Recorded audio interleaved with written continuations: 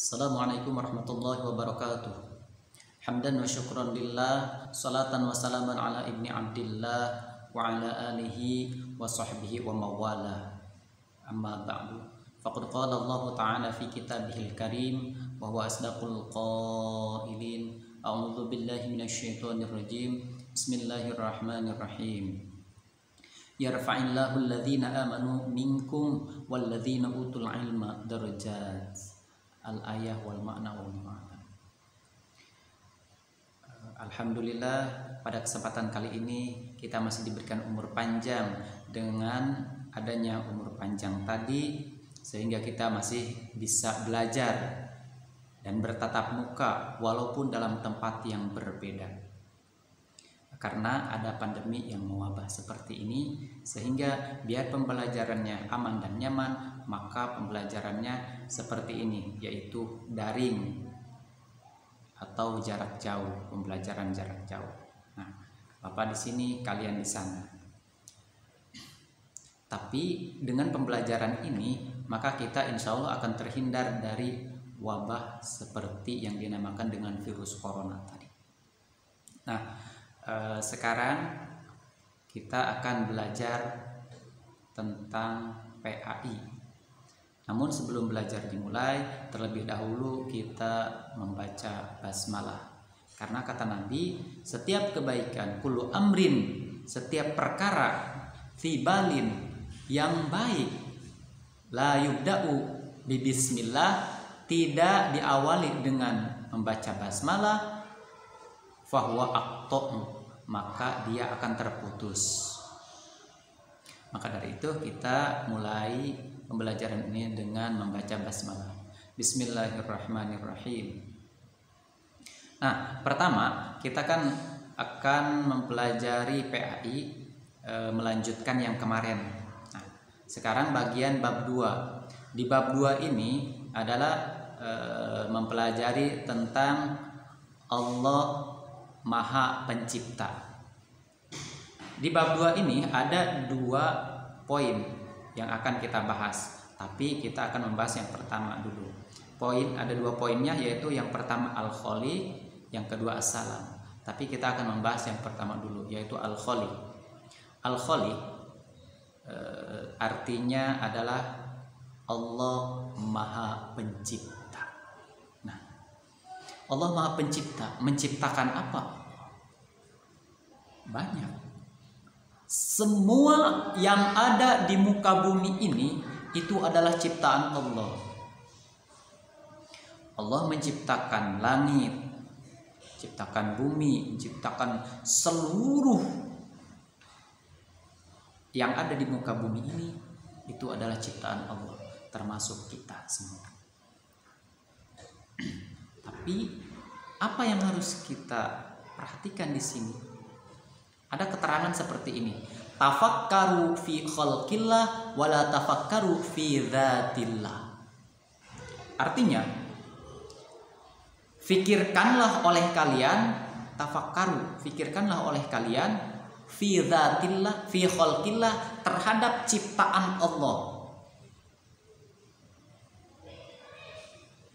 Wala tafakkaru fi dzatillah, dan jangan engkau menciptakan dan jangan engkau memikirkan ciptaan Allah.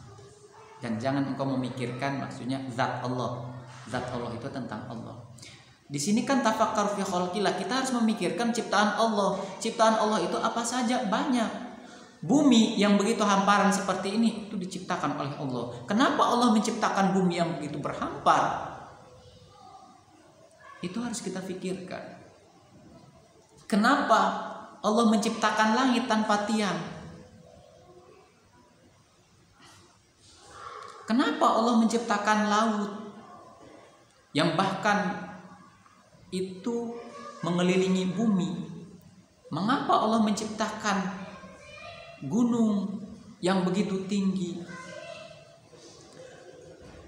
Itu harus kita pikirkan. Sebenarnya yang Allah ciptakan itu adalah untuk kita semua, untuk semua makhluk Allah yang ada di muka bumi ini. Bukan hanya manusia. Kita sebagai manusia Emang kata Allah, saya akan menciptakan khalifah di muka bumi. Bukan berarti pemegang kekuasaan keseluruhannya. Walaupun kita dianggap sebagai khalifah, tapi jangan sampai kita merusak bumi ini. Akan tetapi kita harus melestarikan bumi ini. Boleh kita mengambil manfaatnya terhadap barang-barang atau hal-hal yang ada di muka bumi ini, akan tetapi jangan merusak hal-hal yang ada di bumi.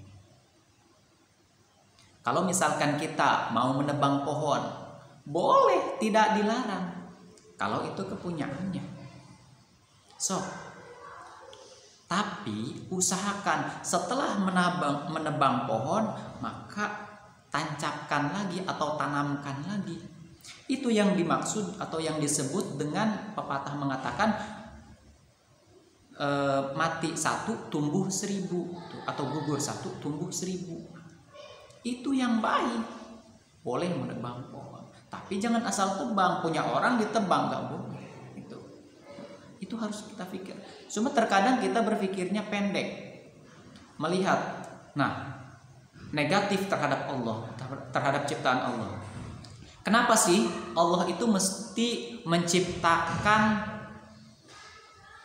nyamuk? Nyamuk itu makhluk yang kecil, akan tetapi membahayakan terhadap manusia. Kenapa Allah harus menciptakan hal-hal yang membahayakan seperti itu? Sebenarnya ada hikmah di balik semua itu. Itu harus kita pikirkan. Allah menciptakan itu kalau sekiranya misalkan ada penyakit, kan banyak yang ditimbulkan oleh nyamuk itu, seperti demam berdarah, malaria, atau kaki gajah. Itu kan banyak yang diakibatkan atau dampak negatifnya dari nyamuk itu. Nah, dari dampak tersebut bisa jadi mungkin Allah menciptakan hal itu untuk obatnya juga, menciptakan obatnya juga. Misalkan sebelum ke obatnya, antinya juga. Misalkan bagaimana kita untuk membasmi nyamuk? Seperti mungkin pakai baygon. Loh, baygon makan asapnya itu tidak baik buat kesehatan kita. Masa kita membasmi nyamuk dan juga dampak negatifnya kepada kita juga. Kalau misalkan baygon tidak, baygon semprot bisa, kemudian bisa pakai vape semprot, kemudian bisa pakai force magic semprot gitu kan. Kalau misalkan pakai asap yang berasap itu membahayakan, itu bisa juga yang pakai heat elektrik gitu. Nah, punten ini bukan promo, akan tetapi itu salah satu hikmah dari nyamuk itu, ya. Kemudian kalau dia masuk rumah sakit yang digigit nyamuk itu, di rumah sakit atau misalkan di puskesmas, di situ kan ada orang juga, ada perawat, ada bidan, ada dokter. Nah, itu sama dihidupinya, sama syariatnya itu dihidupi sama itu. Dampak dari nyamuk tadi itu kan banyak. Kemudian yang tadi obat-obatan antinya itu seperti lavender, kemudian autan, itu kan sama, yang punya perusahaan itu dihidupi dari situ, dampak dari nyamuk. Nah, itu kalau kita berpikir panjang, itu yang diciptakan oleh Allah.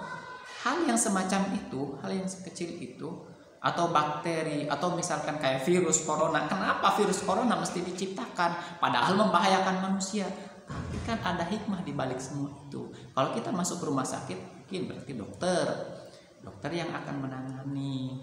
Nah, di situ dokter yang salah satunya dihasilkan dari situ juga. Itu hikmahnya. Jadi tidak berpikir pendek kitanya. Makanya kita harus berpikir ke sana terus. Oh ternyata iya ya, tapi bukan itu aja. Tuh, makanya apa yang Allah ciptakan itu harus kita pikirkan. Jangan sampai kita berpikir negatif terhadap Allah. Itu apalagi yang terkena penyakit tersebut. Jangan berpikir negatif terhadap Allah. Kita harus husnudzon terhadap Allah, berbaik sangka, karena berbaik sangka itu indah. Apapun itu, kalau misalkan kita berbaik sangka, tidak akan terjadi hal-hal yang negatif seperti itu. Justru dengan cara berpikir negatif, maka penyakit-penyakit itu akan mudah datang kepada kita. Tuh. Makanya kita harus berpikir positif, gitu ya. Nah, itu apalagi kepada Allah. Allah pun tidak menginginkan apa-apa dari kita, malahan kita kan yang menginginkan sesuatu terhadap Allah. Tuh.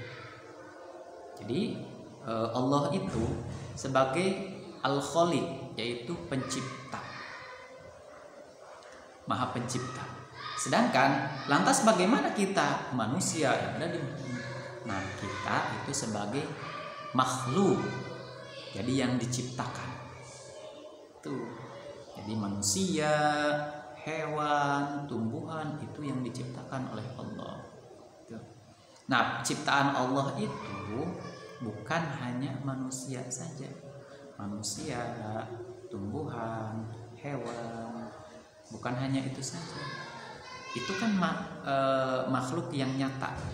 Ada makhluk yang tidak nyata juga, seperti malaikat, jin, gitu ya. Maka dari itu kita harus berpikir positif terhadap Allah. Dan bagaimana kita cara meneladani sifat Al-Khaliq? Nah, satu, yaitu kita harus meningkatkan keimanan kepada Allah. Kemudian kita harus berpikir positif. Kemudian harus bersungguh-sungguh dalam beribadah, senantiasa berzikir, selalu mengingat Allah, saling menghormati, dan juga saling menjaga apalagi yang Allah ciptakan itu, ya. Kita harus kita jaga, walaupun kita sebagai titelnya itu sebagai khalifah di muka bumi ini, tapi kita jangan semena-mena di dalam melakukan atau melaksanakan apapun. Misalkan mau menebang atau misalkan mau membangun, kita harus lihat situasi dan kondisinya, karena kita harus menjaga alam ini. Itu. Maka dari itu mungkin untuk pelajaran PAI kali ini kita cukupkan sampai di sini. Dari Bapak cukup sekian, kurang lebihnya mohon maaf. Jangan lupa belajar dan belajar. Jangan lupa, jangan tinggalkan sholat, dan juga kalian nurut sama orang tua, ya. Dari Bapak cukup sekian. Assalamualaikum warahmatullahi wabarakatuh.